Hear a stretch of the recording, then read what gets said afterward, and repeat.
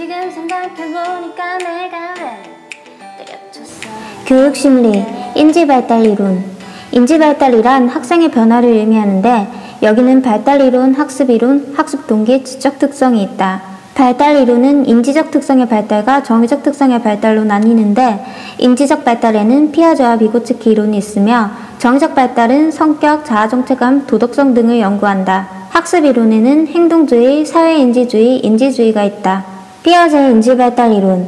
피아제의 기본 입장은 인지란 주의, 지각, 이해, 기억, 인출이 종합된 것으로서 또한 사물을 파악하고 의미를 이해하여 적용하는 능력을 뜻한다.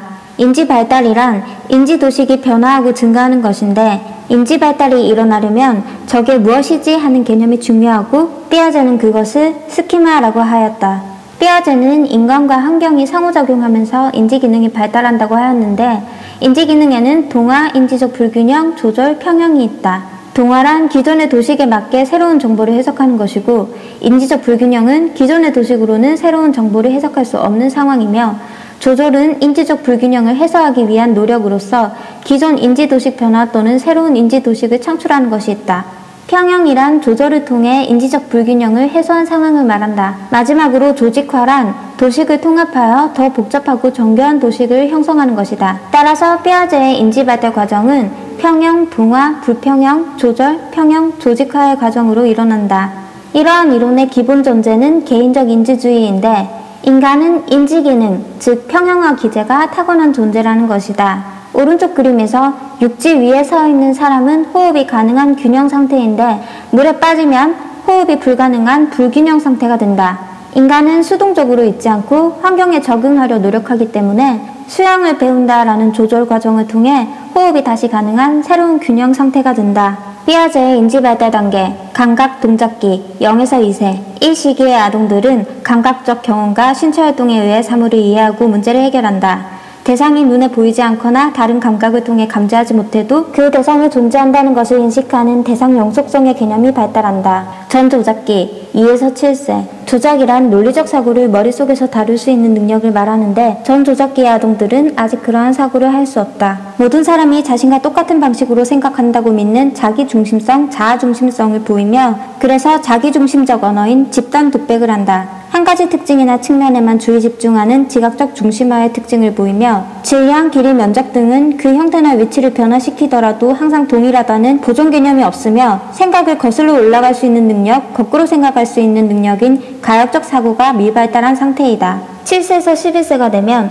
구체적 조작물이 있으면 논리적 사고를 할 수 있는 구체적 조작기가 된다. 여러 측면을 동시에 고려할 수 있는 탈중심화 상태이고 보존 개념과 가역적 사고가 발달한다. 11세 또는 12세 이후가 되면 추상적 사고를 할 수 있는 형식적 조작기가 된다. 이 시기에는 가설적 상황에 근거한 연역적 추론을 할 수 있는 능력이 생기며 과학적인 기납적 추론, 조합적 사고가 가능하게 되고 주어진 즉 이미 알고 있어 사용 가능한 지식들을 논리적으로 검토하여 새로운 논리 수학적 지식을 재구성해낼 수 있는 능력인 반사적 추상이 발달한다. 또한 이상적 세계에 공상과학에 관심을 갖는 이상주의적 사고를 하게 되는데 이 때문에 청소년기의 자아중심성이 문제가 될 수도 있다. 자신들이 설정한 세계 속에 지나치게 몰입하여 왜곡된 신념을 가지게 된다는 것인데 모든 사람이 자신에게 관심을 갖고 지켜보고 있다고 믿는 상상의 청중. 자신은 특별하기 때문에 다른 사람이 경험하는 위험이나 죽음을 자신은 겪지 않는다고 믿는 개인적 우화 등이 있다. 다른 사람들과 상호작용을 통해 자아중심성에서 벗어날 수 있다. 피아제 이론을 활용하여 학습을 촉진하는 방안에는 구체적인 경험을 통해 추상적 개념을 학습하는 것, 능동적 활동 기회를 제공하는 것, 적절한 불균형 상태, 즉 도전적 과제를 통해 학생 스스로 조절, 평형, 조직화를 이루게 하는 것, 사회적인 상호작용 기회를 제공하는 것, 다양한 적용 기회와 질문과 평가를 통해 피드백을 제공하는 것 등이 있다. 우개념이란 현상이나 사건에 대해 일반적으로 타당한 것으로 받아들여지고 있는 설명과 불일치하는 믿음이다. 피아제 이론을 활용하여 우개념을 바로잡는 방법은 다음과 같다. 학생들이 가지고 있는 우개념으로 해결되기 어려운 사례나 문제를 제시하여 인지적 불균형을 유발시킨 후 학생들에게 제시했던 사례나 문제를 이해하고 해결하는 데 적합한 개념을 제시하고 이를 이해할 수 있도록 함으로써 조절을 돕는다. 다양한 사례나 과제를 제시하여 학생들이 새로 획득한 개념을 적용하고 올바른 개념을 사용하는지 점검하고 교정할 수 있도록 피드백을 제공함으로써 평형에 이를 수 있도록 돕는다. 비고츠키의 인지발달 이론. 비고츠키는 사회문화적 맥락 속에서 성인 또는 앞선 동료와의 사회적 상호작용을 통해 논리적 사고, 문제 해결, 자기조절 등의 고등정신을 내면화하여 지식을 구성하는 것을 인지발달이라고 보았다. 인지발달을 촉진하는 요인에는 사회적 상호작용을 통해 고등정신 기능을 습득하는 기회를 제공하는 것, 언어, 수, 컴퓨터 등의 사회문화적 맥락, 학습이 있는데 여기서 언어는 사회적 언어와 사적 언어로 나뉜다. 사회적 언어는 사회적 상호작용을 통해 다른 이들이 이미 가지고 있는 지식에 접근할 수 있게 해주고, 사적 언어는 자신과의 대화, 즉 혼잣말인데 자기조절을 통해 문제 해결을 할 수 있게 해준다. 피아제 이론에서의 전조작기의 아동들이 하는 혼잣말과는 다른 의미로 피아제에게서 아동이 자기중심적 언어를 하는 것은 타인의 관점을 받아들이고 의사소통에 참여하는 능력이 없음을 나타내는 반면, 비고츠키에 있어 사적 언어는 자기조절을 위해 자신과 의사소통을 하는 과정이다. 근접 발달 영역이란 남의 도움 없이 혼자서 과제를 처리할 수 있는 수준인 실제 발달 수준과 성인의 안내나 보다 능력 있는 또래들과 협동하여 문제를 해결할 수 있는 잠재 발달 수준 사이의 영역을 의미한다. 즉, 아직은 혼자서 해결할 수 있는 수준은 아니지만 타인의 도움을 받으면 교수학습이 성공할 수 있는 영역을 의미한다. 근접 발달 영역의 4단계. 1. 유능한 타인의 도움. 인지적 도제 이론에서의 모델링에 해당하는 단계로 부모, 교사, 더 유능한 또래가 보여주는 문제 해결의 시범을 따라 이를 모방함으로써 학습을 시작한다. 2. 자신의 도움.